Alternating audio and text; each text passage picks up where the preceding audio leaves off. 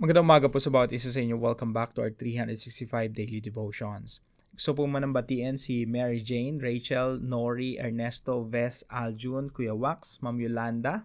Hello po sa inyo, Sunny, Faye, and Brother Ruben. Patuloy po kayong pagpalain ng ating Panginoon sa pamamagitan ng kanyang mga salita. Now, tuloy po natin yung ating series po ngayong umaga patungkol po sa Walking in Obedience. Nawa po tayo po ay lumago sa ating pagsunod sa ating Diyos. Now, yung talata po na ating pag-aaralan ngayong umaga, ito pa ay matatagpuan sa Psalm 119 verse 60. Psalm 119 verse 60. Napakikli lang po ng talata natin ngayong umaga at isang verse lang talaga yung tatalakayin natin. Sabi po rito, I will hasten and not delay to obey your commands. Sa Tagalog po, ako'y nagmamadali at hindi naantala na sundin ang iyong mga utos. Now, yung Psalm 119 po, lahat po ito ay patungkol sa the longest chapter in the Old Testament, in the book of Psalms. 119, Psalm 119. Lahat po ito ay patungkol sa salita ng Diyos, no? Pinapapurihan niyo po yung Diyos sa kanyang wisdom, sa kanyang, alam niyo po yung genius behind the laws, behind the commandments of God. Yun talaga yung manghang-mangha yung psalmist. And then sabi niya po dito sa verse 60, I will hasten and not delay. Hindi na ako magpapatumpik-tumpik pa. Hindi ko na ipopospon pa yung pagsunod sa ating Diyos. Now, yung unang katuruan po natin ngayong umaga, delayed obedience is delayed blessings.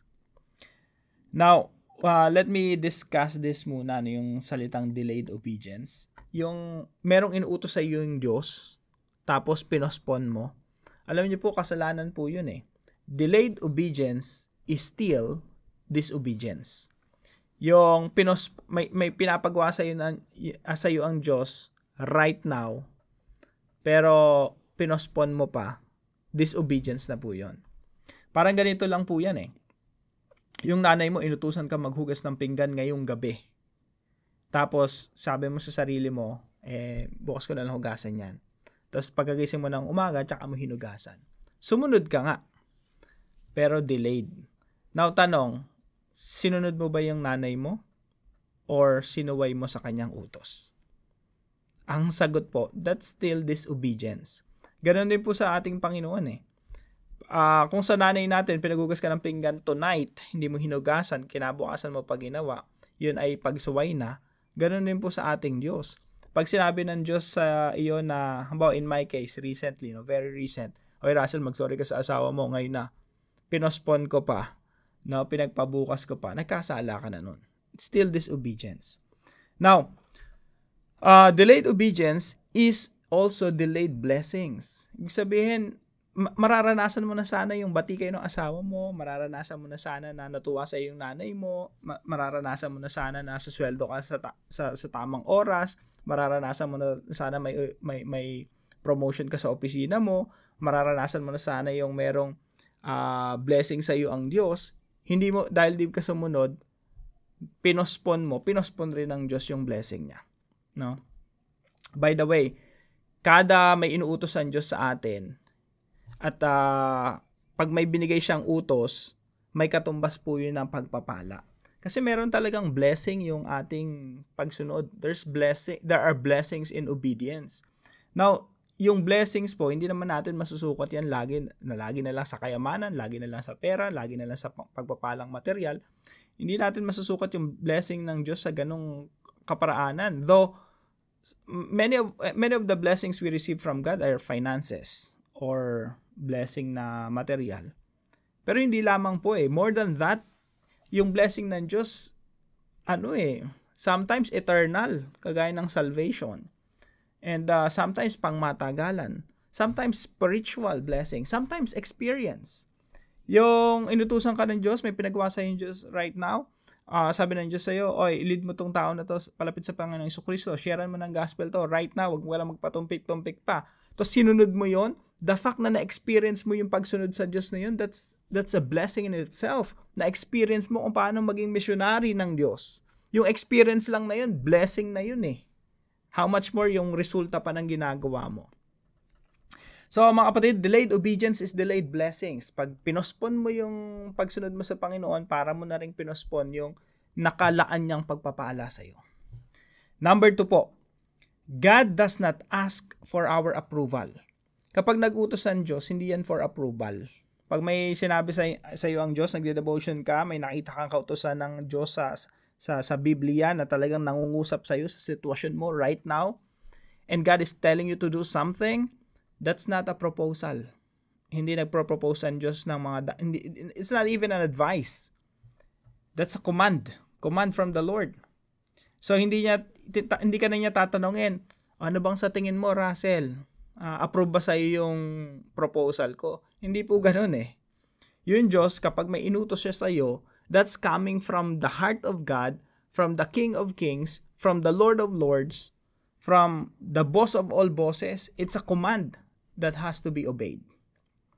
So God does not ask for our approval. Pag may inutos ang Diyos, ang proper response lang natin, sumunod. Ganun po kasimple, no? Now, ano ba yung nagpapabagal sa atin sa pagsunod sa ating Panginoon? Ito po yung pangatlong puntos natin, no? Pride, doubt, and comfort are enemies of prompt obedience. Nakapagpabagal, nakapagpa-delay ng ating pagsunod sa Panginoon. Number 1, pride. Ito yung pag meron tayong mga kasalanang ginagawa, tapos sinasabihan ka ng Diyos, ay magsisi ka na. So, ayaw mo pa magsisi. Ano yun? Pride yun eh. May nagawa kang kasalanan sa kapwa mo. Sabi ng Diyos sa'yo, oy, lapitan mo na yung tao na yan, magpakumbaba ka na. Tapos ayaw mo pa rin. Pride yun.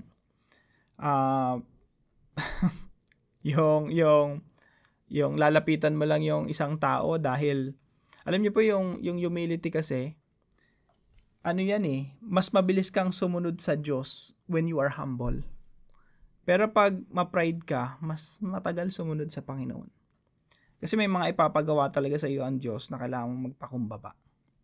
Lalo na sa usapin sa mga alitan sa iglesia, yung mga away-away sa church, away-away within your small groups, away-away sa pamilya, sa mag-asawa.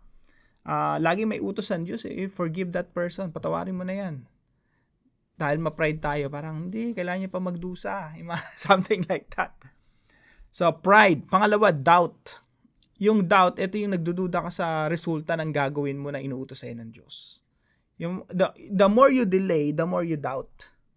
Kasi sinabi sa'yo ng Diyos, oy, gawin mo na to, Russell, no? Sharean mo nga yung katabi mo sa bus, Russell, ng gospel. Tapos dinedelay mo. Habang dinedelay mo, nagda-doubt ka tuloy. Baka naman hindi niya ako pakinggan. Baka naman hindi niya ako pansinin. Baka naman i-turn down niya ako. Baka naman pagtawanan niya lang ako. The more you delay, the more you doubt. Minsan pag nagdududahan natin yung pangungusap sa atin ng Diyos, nade-delay lalo yung ating pagsunod sa Kanya. Pangatlo po, comfort. Yung mga utos po kasi sa atin ng Diyos, minsan or madalas, i-give up natin yung mga comforts natin. Yung mga personal comforts.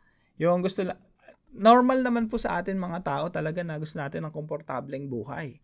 But a lot of times, ang gusto ng Diyos, may mga gusto ang Diyos, may mga inuutos sa atin ng Diyos, na talagang you really have to give up your comfort. Parang alalahanin lang natin si Jesus, no? Si Jesus, alang-alang sa kautusan ng Diyos, sa kagustuhan ng Diyos na iligtas tayo mula sa ating mga kasalanan, Jesus left the comfort of heaven. Naging missionary siya. Tayo mga kapatid, missionary din ng Diyos dito sa mundo. Huwag nating isipin, o kahit, pumasok man lang sa isipan natin, na ang pagsunod sa Panginoon ay komportable. Si Jesus, binigyan niya tayo ng example eh. Obeying God is not comfortable all the time. We need to be comfortable to be uncomfortable. Siguro yun yung pinaka-perfect phrase for that, no? Kailangan nating maging komportable sa katotohanan na hindi komportable ang pagsunod sa Panginoon. We really have to leave our, heavenly comforts, no? Pwedeng komportableng buhay, komportableng bahay, komportableng trabaho, komportableng sitwasyon. Sometimes, papagive up sa'yo ng Lord yan para lang sumunod talaga sa Kanya. So, tandaan po natin, pride, doubt, and comfort are enemies of prompt obedience. So, alalahanin natin itong Psalm 119 verse 60, sabi dito, I will hasten and not delay to obey your commands. I will hasten. Magmamadali ako sa pagsunod sa inyo. Yung pagsunod po sa ating Diyos, parang basketball yan eh. Bawal ang slow-mo. Hindi pwedeng pinasahan ka ng bola, wala kang gagawin. Pabanjing-banjing ka lang, palakad-lakad ka lang. Kailangan puno ng action yan eh. Laging kapag may pinagawa sa iyo ng Diyos, ASAP, gawin mo agad. No? Parang basketball yan, hindi pwedeng ma-delay. At kailangan mo makapuntos agad para sa kaluwalhatian ng ating Diyos. Now, unang application po, do not reschedule God's blessings. Ang blessing ng Diyos nandiyan na eh. Kailangan mo lang talagang sumunod sa Kanya. Makikita nyo sa story ng mga disciples, no? Sabi ni Jesus Christ, come and follow me. Nagsunurin yung mga disciples. Yung experience pa lang na naging disciple ka ng ating Panginoong Jesucristo, that in itself is a blessing from God. Pero kapag ikaw nagpatumpik-tumpik pa, para mo na rin nireschedule yung blessing ng Diyos. So, kahit na lang sa sa trabaho, no, sa usaping finances. May sweldo ka na sana ngayon, hindi ka pa pumasok. Pinapapasok ka ng boss mo, hindi ka pumasok. Wala ka tuloy sweldo. So, meron talagang blessing sa pagsunod sa ating Panginoon. At wag na nating reschedule pa yung, wag na nating i-delay, i-postpone pa. Let's obey now. Number 2 po, treat God as boss, not an employee. Ang Diyos po natin, hindi nagpro-propose sa atin para sa hingin yung approval natin pag nag-uutos siya. Hindi siya empleyado. Kasi kung empleyado yung Diyos, para tayong boss. Sasabihin sa atin ni Lord, ito yung advice ko sa iyo. Parang consultant lang, no? Ito yung tingin ko na dapat mong gawin, pero ikaw pa rin magde-decide. Hindi tayo ganun na parang boss na sa atin yung final say. Yung final say, sa Diyos yun. The final say belongs to the Lord. Tayo, pag pinagdesisyonan ng Diyos yan, isa lang response natin, Lord, I will obey you. Kaya nga sabi dun sa isang salmo, no? Sabi niya, Lord, teach me to obey you. Teach me to obey your will. At nawa yan po ang maging panalangin natin. And number 3 po, obey quickly, for God does not make mistakes. Bakit natin dapat sundin ang ating Diyos? Yung swift, talagang mabilis, immediate, prompt obedience. Obey quickly. Kasi po yung Diyos, hindi nagkakamali. You can never go wrong when you obey God immediately. Again, pag pinag-sorry ka ng Diyos, mag-sorry ka na. Pag sinabi ng Diyos na, patawarin mo na yan, patawarin mo na. Pag sinabi ng Diyos sa'yo na umalis ka ngayon sa bahay mo, maghanap ka ng trabaho, umalis ka na, maghanap ka na ng trabaho. Pag may opportunity binuksan sa'yo ng Diyos, pasukin mo. You can never go wrong when you obey God quickly. So, obey quickly, for God does not make mistakes. Magiging problema lang po yan, yung magiging parang padalos-dalos ka. Magiging problema lang yan pag tao yung nag-uutos sa'yo. Kasi pag tao nag-uutos sa'yo, yung tao nagkakamali. Kaya kapag mali yung nag-uutos sa'yo, yung pagsunod mo ng padalos-dalos, mali rin. Pero sa Diyos iba eh. Kahit magpadalos-dalos ka sa pagsunod sa Diyos, hindi ka magkakamali because God doesn't make mistakes. Obey quickly, for God does not make mistakes. Now, para naman po sa ating discussion, is there something God wants you to do right now? Immediately. Meron bang pinapagawa sa iyo ang Diyos? Meron ka bang nabasa sa banal na kasulatan, nangusap sa iyo at sinasabi ng Diyos, gawin mo to ngayon na mismo? Reconcile to your brother right now. Reconcile to your sister right now. Is there something God wants you to do right now? Why should you obey as soon as possible? Bakit natin dapat sundin ang kautusan ng Diyos? ASAP. Sa pag-usapan po natin yan sa ating mga discussion groups. And I'm sure, no, maraming lalabas dyan sa mga diskusyon natin. Mga marahil problema sa relasyon, marahil mga alitan sa iglesia, or maybe may pang-uusapan Diyos sa atin pagdating sa work natin, sa family.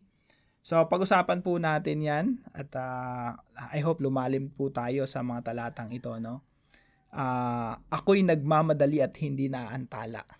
Nasundin ang iyong mga utos. Nawa talaga ma-apply natin yan eh. Napakaganda mga talata.